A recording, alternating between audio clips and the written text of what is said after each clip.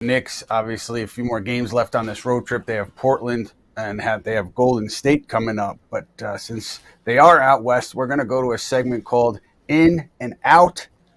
We are starting off with PJ Tucker because PJ Tucker is signing a 10-day deal with the Knicks. To me, it would be a little bit surprising if he wasn't here for the rest of the season. I haven't figured out why it's a 10-day, but maybe they're just both sides are being cautious, trying to figure it out.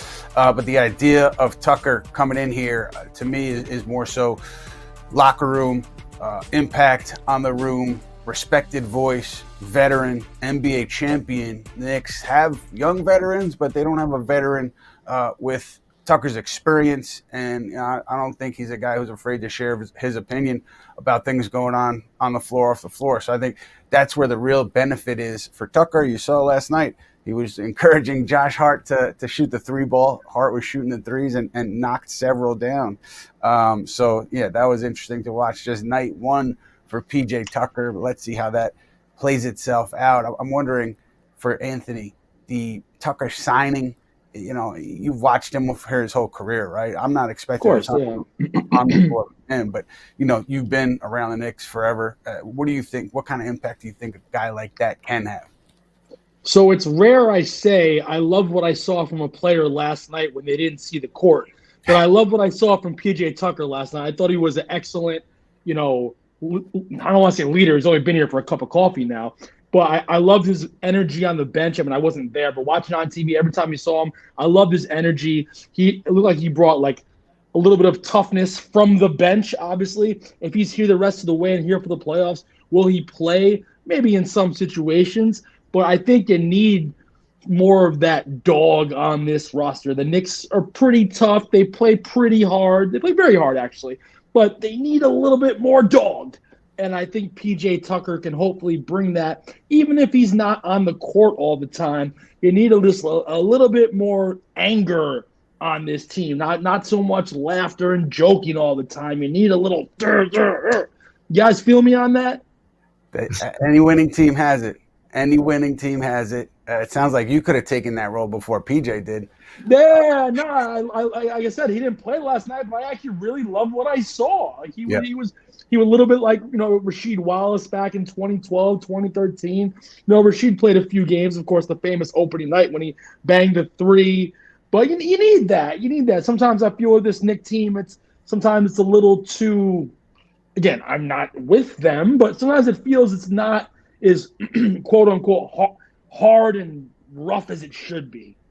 Mm-hmm, mm-hmm. And then, a guy who's been here for the whole year, who I think has, his play has fluctuated and maybe is part of the reason why some fans feel the way Anthony does. Mikal Bridges, to me, most recently, you can go out on his offensive inconsistency because he has been shooting the ball well, scoring the ball well over the last couple games. Now, the Knicks need that from him. With no Jalen Brunson, but he did it really well, efficiently against the Clippers, efficiently again against the Kings. Obviously, it's got to lead to wins, but I think to me that's a good sign for Bridges finding some rhythm on the offensive end. Mike, when you look at that trade and you look at the deal since and what may be coming, 5 first-rounders, how do you view that? Ian, I would say the Knicks were paying the congestion tax before it was the thing in the city. But isn't that postponed right now, by the way? My Easy Pass has been a little light in the last 2 weeks. I think it is postponed, but it depends what light you go through in the city, I guess. But traffic cams are on. But, Ian, I mean, look, when the Knicks made the trade to acquire Mikal Bridges, I mean, they were looking at other wings too. They did look at Jimmy Butler beforehand, and I think for them, one of the things I would say was Jalen Brunson was a key factor in kind of approving this due to his connection with Mikal from Villanova. You saw towards the end of last year, and I should say, Mikal Bridges joined Josh Hart and Jalen Brunson on their podcast. They've remained close. And the whole Wingstop theory of trying to stop Boston's Jaylen Brown and Jason Tatum was a big part of the decision. Now, for Brooklyn to extract all the picks that they did and go into a full rebuild, essentially, was everything that they wanted and more. But for the Knicks, when you make a move like that, you're making a move like that to win a championship ultimately. And I think ultimately the Knicks, I don't know if it's going to be this year. I think more you're looking ahead towards another transaction cycle where they can maybe improve the depth a little bit more, hopefully in the summer.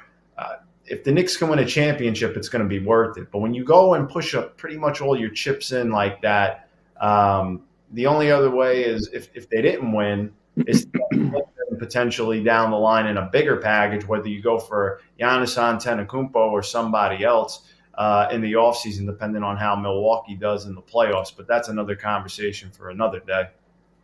Right. Mike, has anybody ever told you sound like a young Larry Brown? I'm just hearing you speak with your broadcast voice because we hang out all the time. I'm hearing some Larry Brown. That's funny. I've heard some more. A little bit. Some more Sopranos a little bit, but I'll take little John Travolta. Barry would want to do an interview with me then if I sounded like Larry Brown. Well, Larry Brown had the hard New York City accent, especially when he was the beloved coach of the Knicks for the 05-06 season. One and done. Quick though, I'm Mikal Bridges. He's not the type of guy in the NBA to like call for the rock, demand the ball, go ISO. Tom Thibodeau and the coaching staff, or maybe even Jalen Brunson and some of the players, got to figure out ways to get him the ball. Like get him in those curls, get him in that 12-foot spot. That's his office. He's incredible there. Run a couple plays for him. He's not going to take the ball and go ISO. You got to get him the ball, and he's great in that area on the court.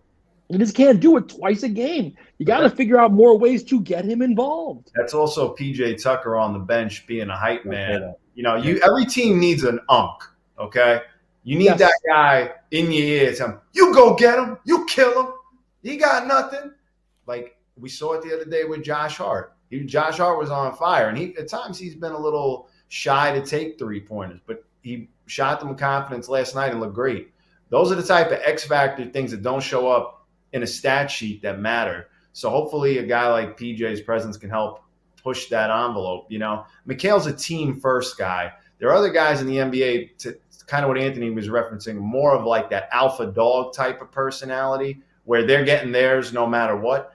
Mikal's the type of guy that'll fit around the team and whatever you need him to do, and that's fine. But sometimes, kind of to Anthony's point, he needs a little prodding to kind of be more aggressive and go get his.